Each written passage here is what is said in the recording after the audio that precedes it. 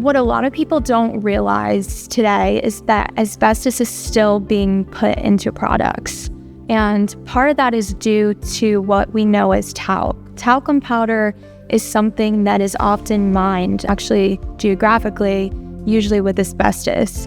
And we see the placement of talc in products such as personal hygiene products, also in cosmetic products for ladies.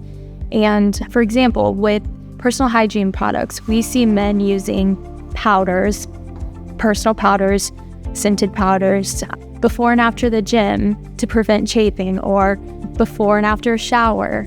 And one of the top ingredients actually in that powder is talc, which is contaminated with asbestos.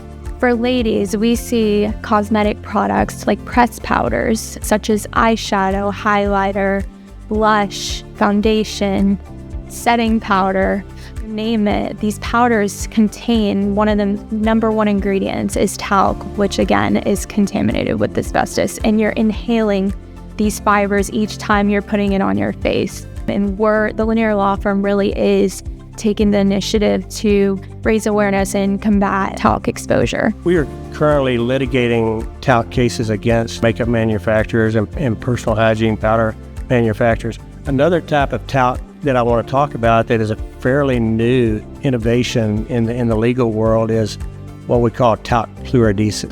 The types of exposures Abby was just talking about involve the inhalation of asbestos fibers from the application of makeup products. A talc-related is a medical procedure in which if a person has had a collapsed lung, one of the things they do to help treat that collapsed lung is what's called a pleurodesis, which is in a way, in layman's terms, a way to stop the undesirable intake or outtake of air from the lung. Pleurodesis uses a material involved that has talc.